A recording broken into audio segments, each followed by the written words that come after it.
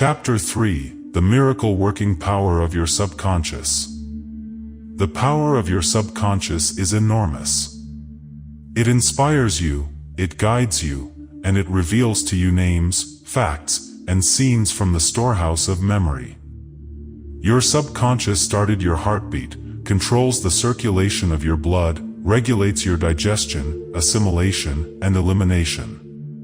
When you eat a piece of bread, your subconscious mind transmutes it into tissue, muscle, bone, and blood.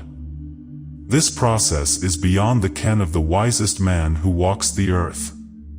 Your subconscious mind controls all the vital processes and functions of your body, and knows the answer to all problems. Your subconscious mind never sleeps, never rests. It is always on the job. You can discover the miracle-working power of your subconscious by plainly stating to your subconscious prior to sleep that you wish a certain specific thing accomplished. You will be delighted to discover that forces within you will be released, leading to the desired result. Here, then, is a source of power and wisdom which places you in touch with omnipotence, or the power that moves the world, guides the planets in their course, and causes the sun to shine. Your subconscious mind is the source of your ideals, aspirations, and altruistic urges. It was through the subconscious mind that Shakespeare perceived great truths hidden from the average man of his day. Undoubtedly, it was the response of his subconscious mind that caused the Greek sculptor, Phidias, to portray beauty, order, symmetry, and proportion in marble and bronze. It enabled the Italian artist, Raphael, to paint Madonnas, and Ludwig van Beethoven to compose symphonies. In 1955, one lectured at the Yoga Forest University, Rishikesh, India, and there I chatted with a visiting surgeon from Bombay. He told me about Dr. James Isdale, a Scotch surgeon, who worked in Bengal before ether or other modern methods of anesthesia were discovered. Between 1843 and 1846, Dr. Isdale performed about 400 major operations of all kinds, such as amputations, removal of tumors and cancerous growths, as well as operations on the eye, ear, and throat. All operations were conducted under mental anesthesia only. This Indian doctor at Rishikesh informed me that the postoperative mortality rate of patients operated on by Dr. Isdale was extremely low, probably 2 or 3%. Patients felt no pain, and there were no deaths during the operations. Dr. Isdale suggested to the subconscious minds of all his patients, who were in a hypnotic state, that no infection or septic condition would develop. You must remember that this was before Louis Pasteur, Joseph Lister, and others who pointed out the bacterial origin of disease, and causes of infection due to unsterilized instruments and virulent organisms. This Indian surgeon said that the reason for the low mortality rate and the general absence of infection, which was reduced to a minimum, was undoubtedly due to the suggestions of Dr. Isdale to the subconscious minds of his patients. They responded according to the nature of his suggestion. It is simply wonderful, when you conceive how a surgeon, over 120 years ago, discovered the miraculous wonder-working powers of the subconscious mind. Doesn't it cause you to be seized with a sort of mystic awe when you stop and think of the transcendental powers of your subconscious mind? Consider its extrasensory perceptions, such as its capacity for clairvoyance and clairaudience, its independence of time and space, its capacity to render you free from all pain and suffering, and its capacity to get the answer to all problems, be they what they may. All these and many more reveal to you that there is a power and an intelligence within you that far transcends your intellect, causing you to marvel at the wonders of it all. All these experiences cause you to rejoice and believe in the miracle-working powers of your own subconscious mind. Your subconscious is your book of life. Whatever thoughts, beliefs, opinions, theories, or dogmas you write, engrave, or impress on your subconscious mind, you shall experience them as the objective manifestation of circumstances, conditions, and events. What you write on the inside, you will experience on the outside. You have two sides to your life, objective and subjective, visible and invisible, thought and its manifestation. Your thought is received by your brain, which is the organ of your conscious reasoning mind. When your conscious or objective mind accepts the thought completely, it is sent to the solar plexus, called the brain of your mind, where it becomes flesh and is made manifest in your experience. As previously outlined, your subconscious cannot argue. It acts only from what you write on it. It accepts your verdict or the conclusions of your conscious mind as final. This is why you are always writing on the book of life, because your thoughts become your experiences. The American essayist, Ralph Waldo Emerson said, "Man is what he thinks all day long. What is impressed in the subconscious is expressed." William James, the father of American psychology, said that the power to move the world is in your subconscious mind. Your subconscious mind is one with infinite intelligence and boundless wisdom. It is fed by hidden springs, and is called the law of life. Whatever you impress upon your subconscious mind, the latter will move heaven and earth to bring it to pass. You must, therefore, impress it with right ideas and constructive thoughts.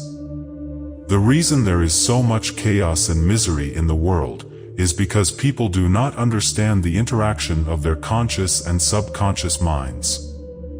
When these two principles work in accord, in concord, in peace, and synchronously together, you will have health, happiness, peace, and joy. There is no sickness or discord when the conscious and subconscious work together harmoniously and peacefully. The tomb of Hermes was opened with great expectancy and a sense of wonder because people believed that the greatest secret of the ages was contained therein. The secret was as within, so without, as above, so below.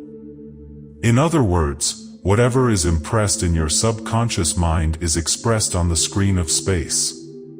This same truth was proclaimed by Moses, Isaiah, Jesus, Buddha, Zoroaster, Lhasa, and all the illumined seers of the ages. Whatever you feel as true subjectively is expressed as conditions, experiences, and events. Motion and emotion must balance. As in heaven, your own mind, so on earth, in your body and environment. This is the great law of life. You will find throughout all nature the law of action and reaction, of rest and motion. These two must balance, then there will be harmony and equilibrium. You are here to let the life principle flow through you rhythmically and harmoniously. The intake and the outgo must be equal. The impression and the expression must be equal. All your frustration is due to unfulfilled desire. If you think negatively, destructively, and viciously, these thoughts generate destructive emotions which must be expressed and find an outlet.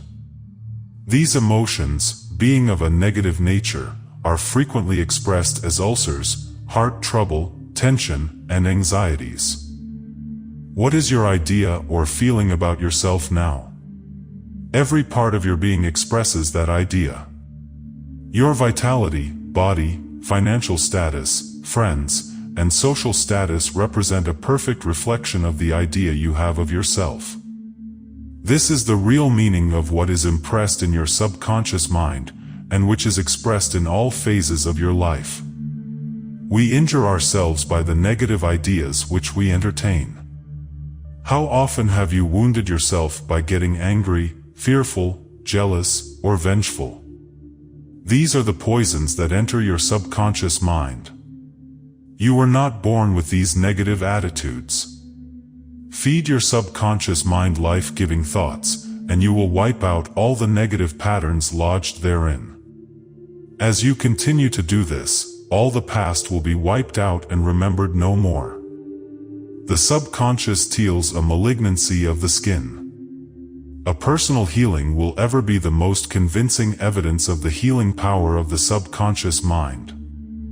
Over 40 years ago, I resolved a malignancy of the skin through prayer. Medical therapy had failed to check the growth, and it was getting progressively worse. A clergyman, with a deep psychological knowledge, explained to me the inner meaning of the 139th Psalm, wherein it says, "In thy book all my members were written, which in continuance were fashioned asterisk when as yet there was none of them."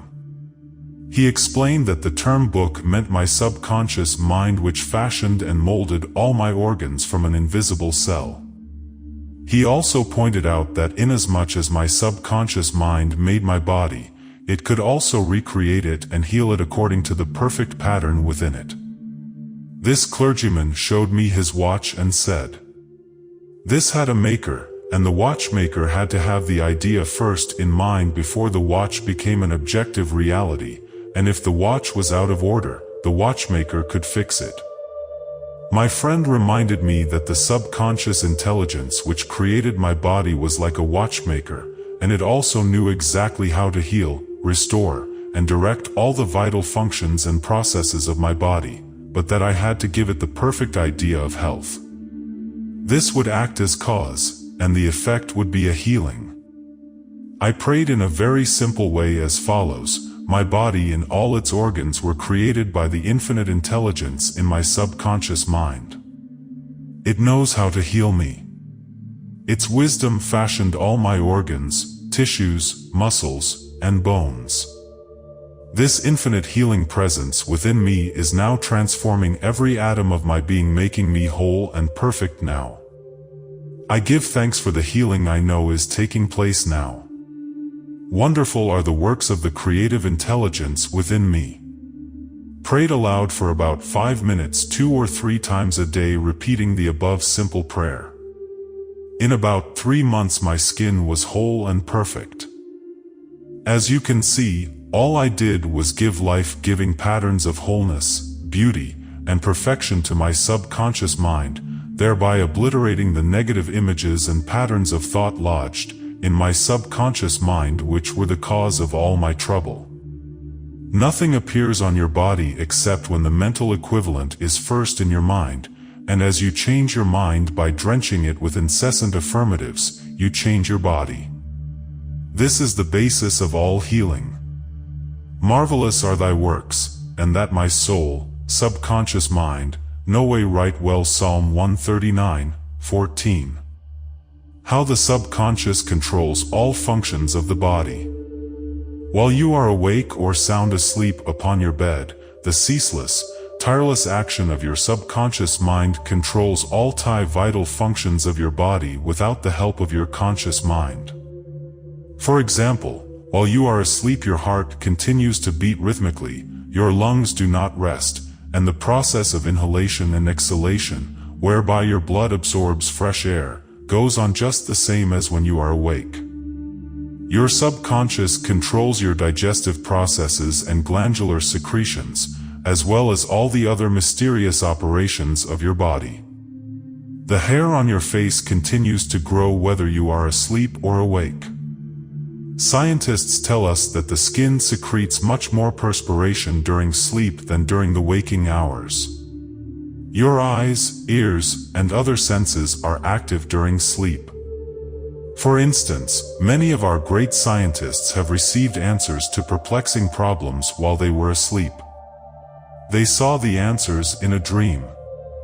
Oftentimes your conscious mind interferes with the normal rhythm of the heart, lungs, and functioning of the stomach and intestines by worry, anxiety, fear, and depression. These patterns of thought interfere with the harmonious functioning of your subconscious mind.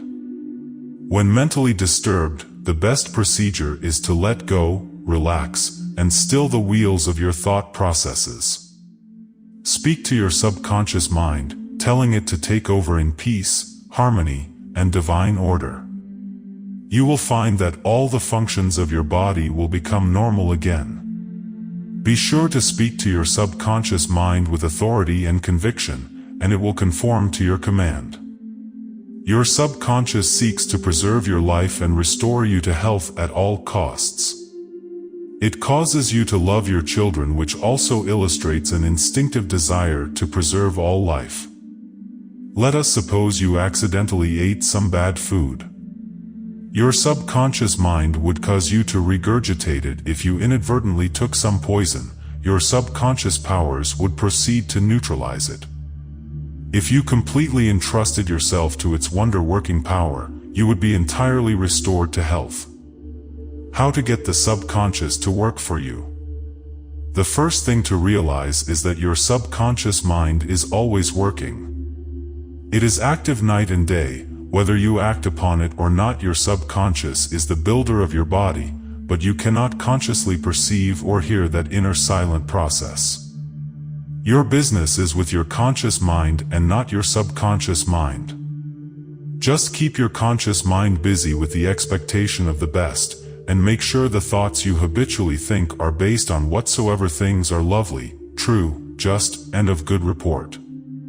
Begin now to take care of your conscious mind, knowing in your heart and soul that your subconscious mind is always expressing, reproducing, and manifesting according to your habitual thinking.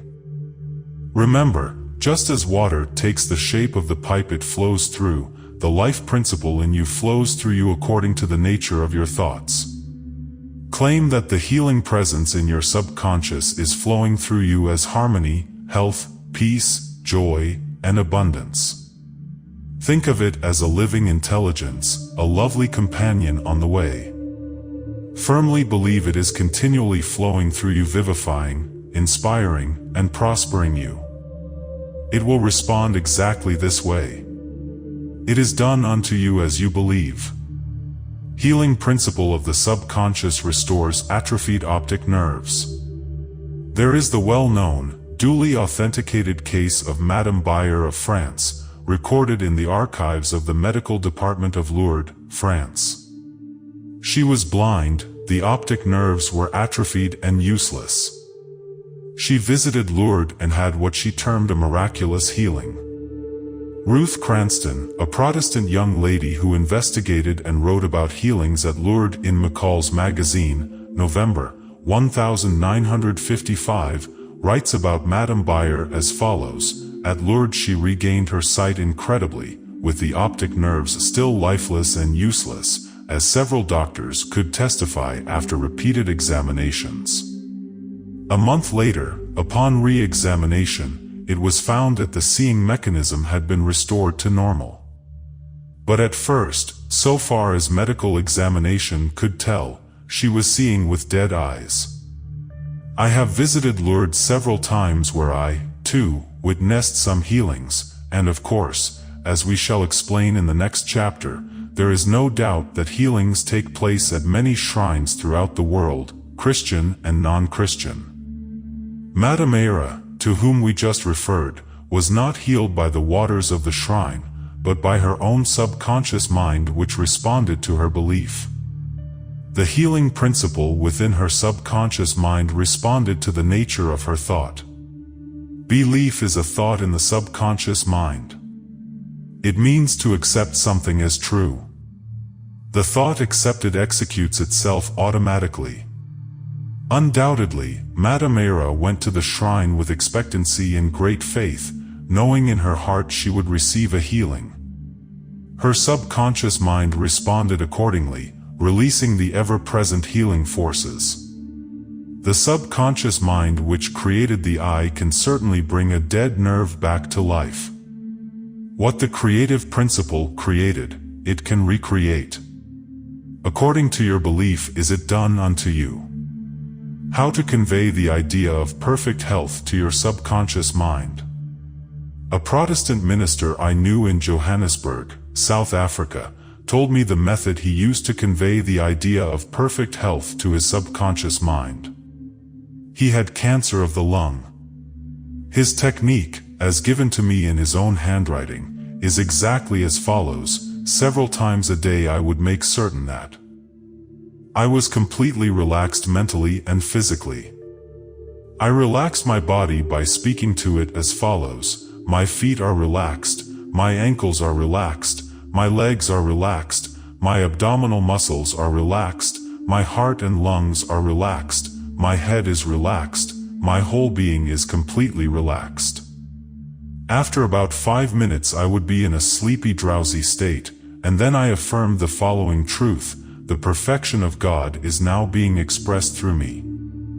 The idea of perfect health is now filling my subconscious mind.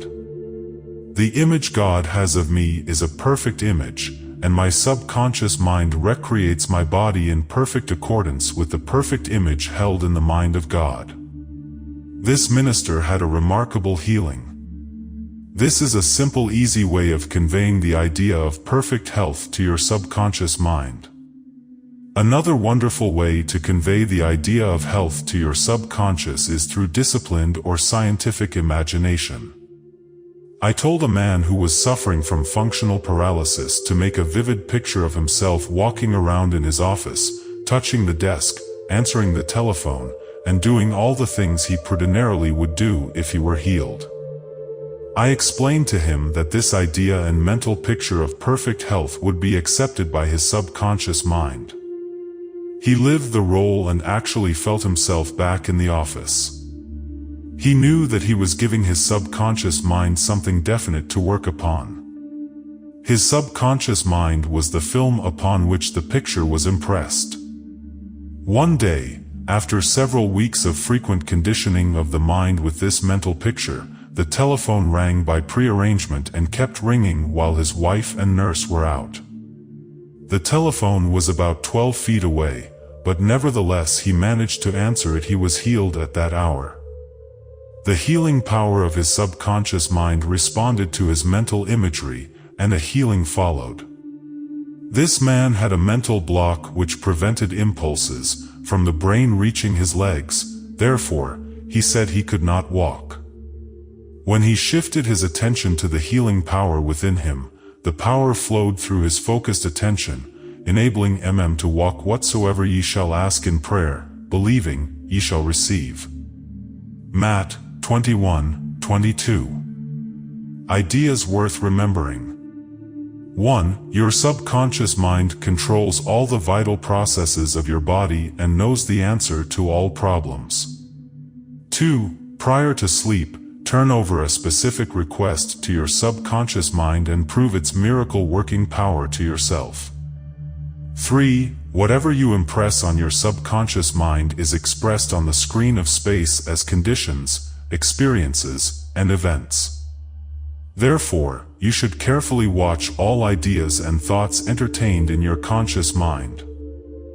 4. The law of action and reaction is universal.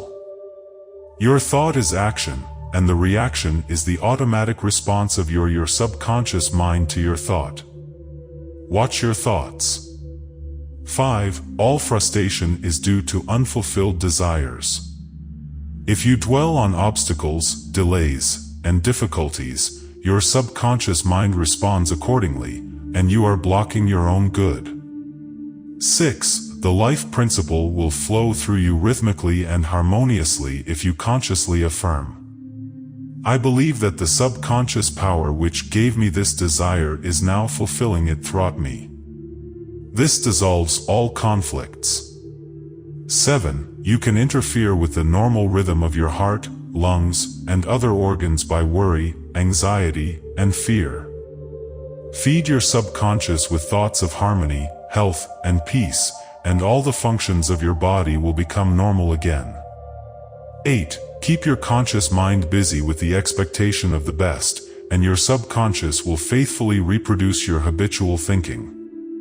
9. Imagine the happy ending or solution to your problem, feel of accomplishment, and what you imagine and feel will be accepted by your subconscious mind and bring it to pass. Chapter 4. Mental Healings in Ancient Times. Down through the ages, men of all nations have somehow, instinctively believed that somewhere there resided a healing power which could restore to normal the functions and sensations of man's body. They believed that this strange power could be invoked under certain conditions, and that the alleviation of human suffering would follow. The history of all nations presents testimony in support of this belief. In the early history of the world, the power of secretly influencing men for good or evil, including the healing of the sick, was said to be possessed by the priests and holy men of all nations. Healing of the sick was supposed to be a power derived directly by them from God, and the procedures and processes of healing varied throughout the world. The healing processes took the form of supplications to God, attended by various ceremonies, such as the laying on of hands, incantations, the application of amulets, talismans, rings, relics, and images. For example, in the religions of antiquity, priests in the ancient temples gave drugs to the patient and practiced hypnotic suggestions prior to the patient's sleep, telling him that the gods would visit him in his sleep and heal him. Many healings followed. Obviously, all this was the work of potent suggestions to the subconscious mind. After the performance of certain mysterious rites, the devotees of Hecate would see the goddess during sleep, provided that before going to sleep they had prayed to her according to weird and fantastic instructions. They were told to mix lizards with resin, frankincense, and myrrh, and pound all this together in the open air under the crescent moon. Healings were reported in many cases following this grotesque procedure. It is obvious that these strange procedures, as mentioned in the illustrations given, favored suggestion and acceptance by the subconscious mind of these people by making a powerful appeal to their imagination. Actually, in all these healings, the subconscious mind of the subject was the healer. In all ages, unofficial healers have obtained remarkable results in cases where authorized medical skill has failed. This gives cause for thought. How do these healers in all parts of the world effect their cures? The answer to all these healings is due to the blind belief of the sick person, which released the healing power resident into his subconscious mind. Many of the remedies and methods employed were rather strange and fantastic, which fared the imagination of the patients, causing an aroused emotional state. This state of mind facilitated the suggestion of health, and was accepted both by the conscious and subconscious mind of the sick. This will be elaborated on further in the next chapter. Biblical accounts on use of the subconscious powers. What things soever ye desire, when ye pray, believe that ye receive them, and ye shall have them. Mark 11:24. Note the difference in tenses. The inspired writer tells us to believe and accept as true the fact that our desire has already been accomplished and fulfilled, that it is already completed, and that its realization will follow as a thing in the future. The success of this technique depends on the confident conviction that the thought, the idea, the picture is already a fact in mind. In order for anything to have substance in the realm of mind, it must be thought of as actually existing there. Here in a few cryptic words is a concise and specific direction for making use of the creative power of thought by impressing upon the subconscious the particular thing which you desire. Your thought, idea, plan, or purpose is as real on its own plane as your hand or your heart. In following the biblical technique, you completely eliminate from your mind all consideration of conditions, circumstances, or anything which might imply adverse contingencies. You are planting a seed, concept, in the mind which, if you leave it undisturbed, will infallibly germinate into external fruition. The prime condition which Jesus insisted upon was faith. Over and over again you read in the Bible, according to your faith is it done unto you. If you plant certain types of seeds in the ground, you have faith they will grow after their kind. This is the way of seeds, and trusting the laws of growth and agriculture, you know that the seeds will come forth after their kind. Faith, as mentioned in the Bible, is a way of thinking, an attitude of mind, an inner certitude, knowing that the idea you fully accept in your conscious mind will be embodied in your subconscious mind and made manifest. Faith is, in a sense, accepting as true what your reason and senses deny, a shutting out of the little, rational, analytical, conscious mind, and embracing an attitude of complete reliance on the inner power of your subconscious mind. A classical instance of Bible technique is recorded in Matthew 9:28-30. And when he was come into the house, the blind men came to him, and Jesus saith unto them, Believe ye that I am able to do this?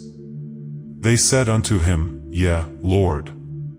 Then touched he their eyes, saying, According to your faith be it unto you.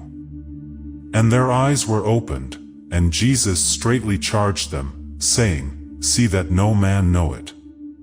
In the words according to your faith be it unto you, you can see that Jesus was actually appealing to the cooperation of the subconscious mind of the blind men.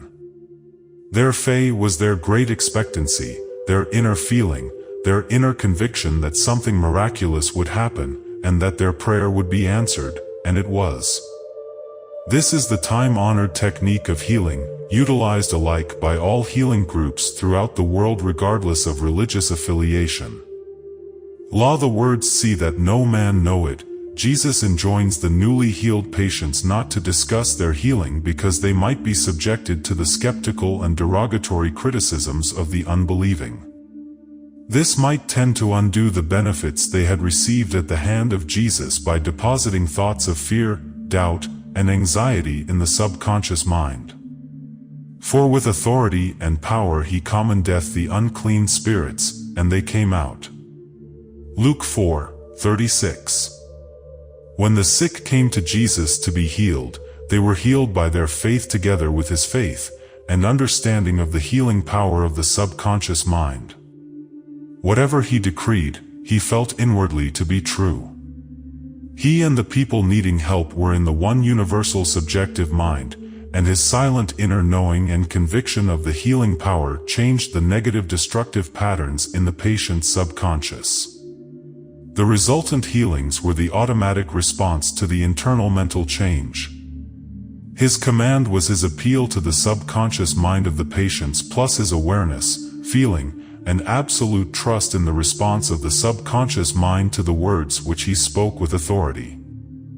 Miracles at various shrines throughout the world. It is an established fact that cures have taken place at various shrines throughout the world, such as in Japan, India, Europe, and America. I have visited several of the famous shrines in Japan. At the world-famous shrine called Daibutsu is a gigantic divinity of bronze where Buddha is seated with folded hands, and the head is inclined in an attitude of profound contemplative ecstasy. It is 42 feet in height and is called the Great Buddha.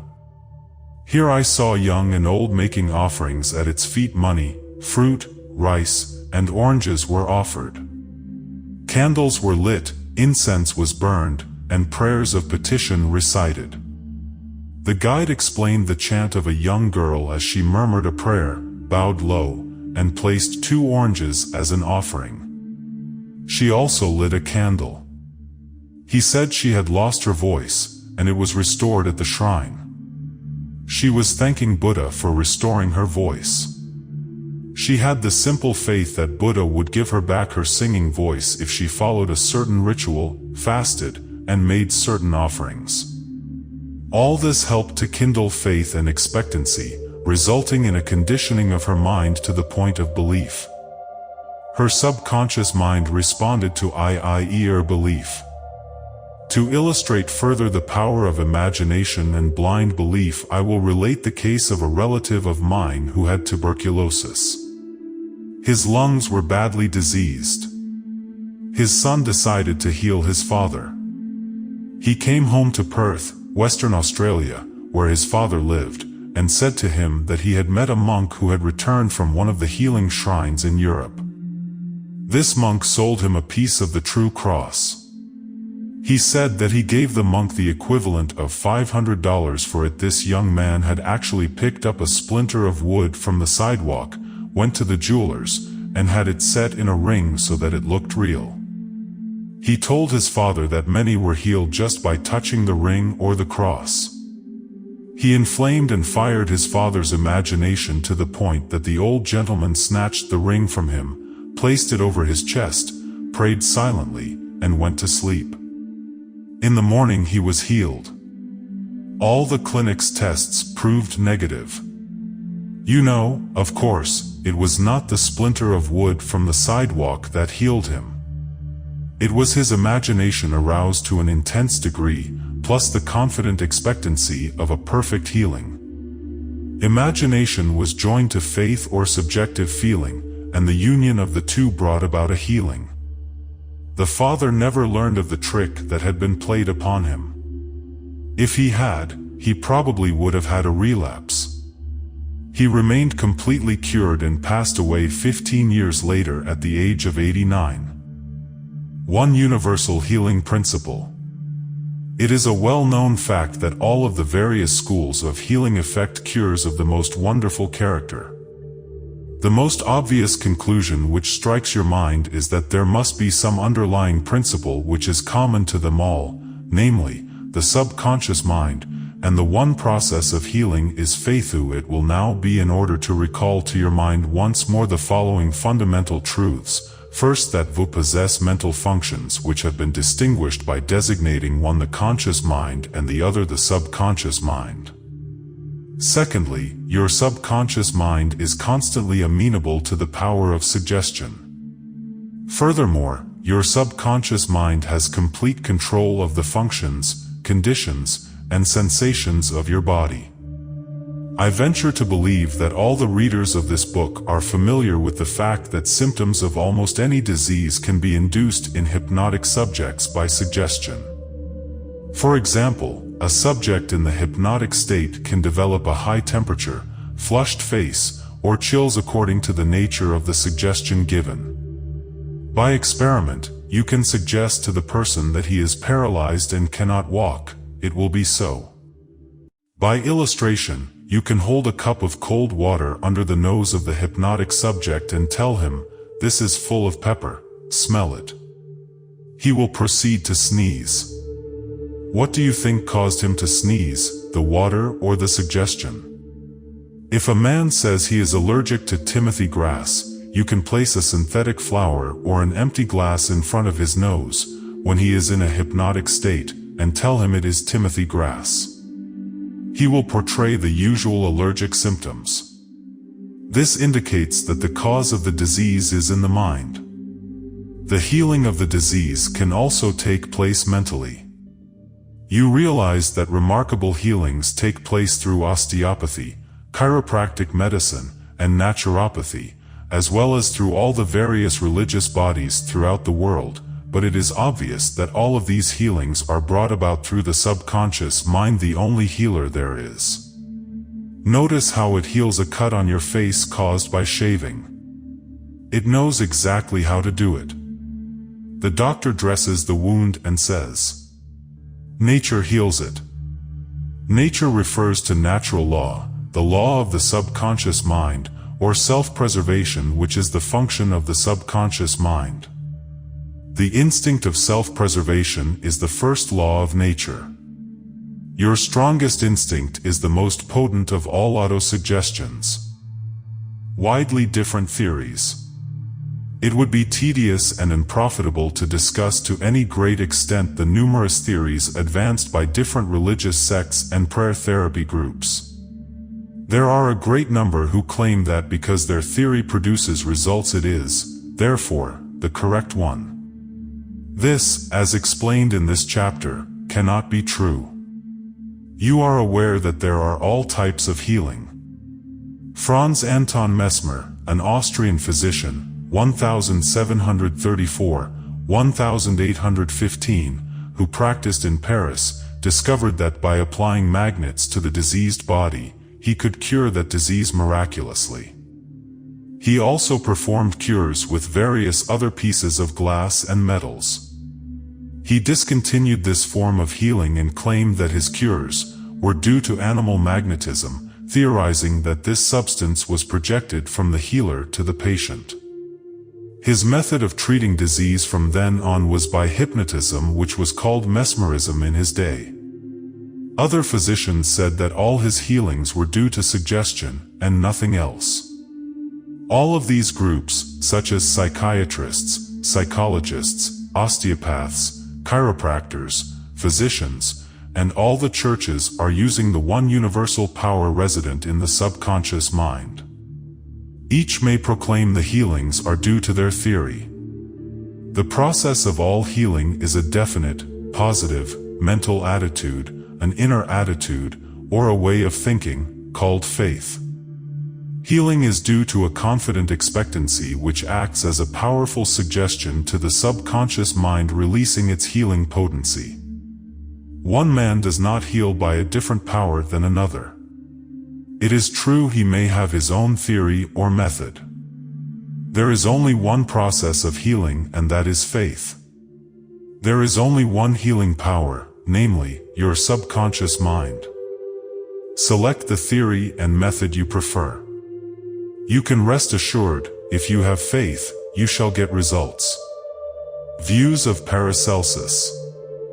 Philippus Paracelsus, a famous Swiss alchemist and physician, who lived from 1493 to 1541, was a great healer in his day.